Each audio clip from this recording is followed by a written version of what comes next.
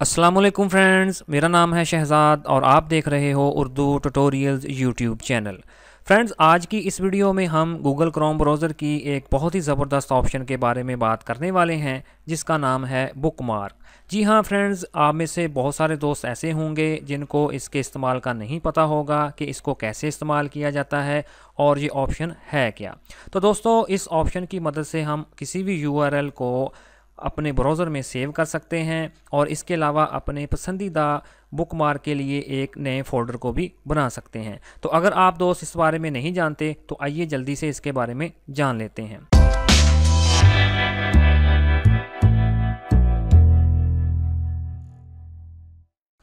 तो चलें जी दोस्तों, मैं अपने गूगल क्रोम ब्राउज़र को ओपन कर लेता हूं। तो ये देखें जी, गूगल क्रोम ब्राउज़र सामने आ गया। और अगर आप ऊपर गौर करें तो मैंने यूट्यूब का एक बुकमार्क बनाकर रखा हुआ है। तो इस बार को आप बुकमार्क बार भी कह सकते हैं। हो सकता है कि आपको अपने कंप्यूटर में ये बार नज़र नहीं आ रही हो।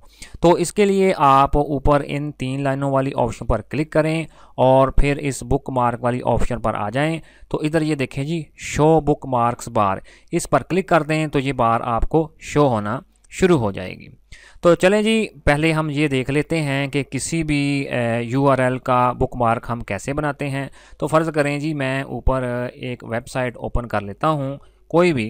तो फ़र्ज़ करें जी, मैं इस वेबसाइट का यूआरएल बनाना चाहता हूँ। तो इसके लिए सिंपली मैं आइए देखें जी, ये इस स्टार वाली ऑप्शन पर क्लिक करूँगा और उसके बाद नीचे मैं इसको डन कर दूँगा।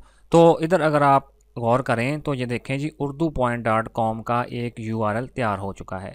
तो नेक्स्ट टाइम यूँ ही मैं इस वेबसाइट को सर्च करना चाहूँगा तो सिंपली मैं इस ऑप्शन पर क्लिक करूँगा तो वो मेरी वेबसाइट ओपन हो जाएगी। तो चलिए जी, अब हम सीख लेते हैं कि अगर हम इन यूआरएल यानी कि बुकमार्क का एक फ़ोल्डर बनाना चाहें तो वो कैसे बनाएंगे। तो फ़र्ज़ करें जी, हमने इधर बहुत सारे बुकमार्क बनाए हुए हैं जिसमें बिजनेस से रिलेटेड बुकमार्क हैं, इंटरटेनमेंट के लिहाज से बुकमार्क हैं। तो वो सारा काम गुडमुड हो जाएगा। तो हम चाहते हैं कि इन सारे बुकमार्क्स को अलग-अलग हम सेपरेट यानी कि फ़ोल्डरों में सेव कर दें। तो इसके लिए हम दोबारा उसी 3 लाइनों वाली ऑप्शन पर क्लिक करेंगे और फिर बुकमार्क वाली ऑप्शन पर आ जाएंगे और उसके बाद ये देखें जी, बुकमार्क मैनेजर पर क्लिक कर दें।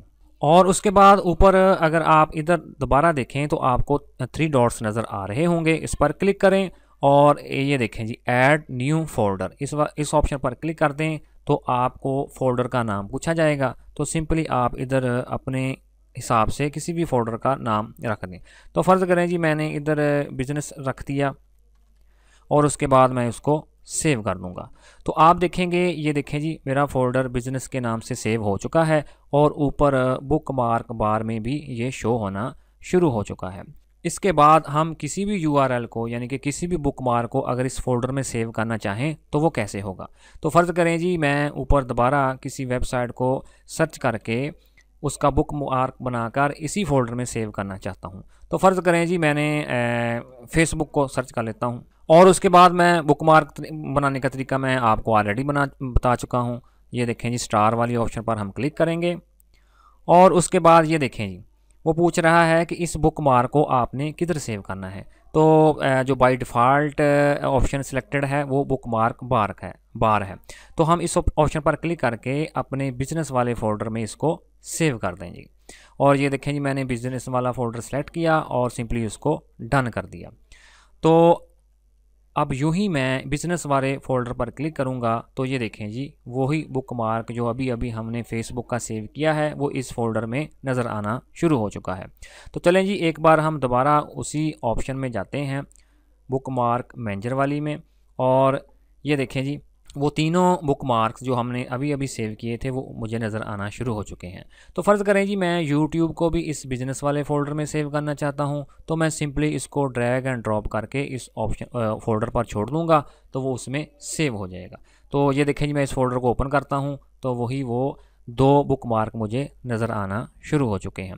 और जिसको भी आप डिलीट करना चाहें तो इस 3 नुक्तों वाली ऑप्शन पर क्लिक करके उसको डिलीट कर दें तो वो डिलीट हो जाएगा। तो फ्रेंड, इसी तरह आप बड़ी ही आसानी के साथ किसी भी वेबसाइट, किसी भी पेज का यूआरएल सेव कर सकते हैं बुकमार्क की शक्ल में, और आप अलग-अलग उनके फ़ोल्डर भी बना सकते हैं। तो मुझे पूरी उम्मीद है कि आज की ये वीडियो बिगनर्स के लिए काफ़ी इंटरेस्टिंग और मालूमाती रही होगी। तो इसी तरह की और वीडियोज़ देखने के लिए प्लीज़ मेरे चैनल को सब्सक्राइब ज़रूर कीजिएगा और इस वीडियो को लाइक भी ज़रूर कीजिएगा। अल्लाह हाफिज़।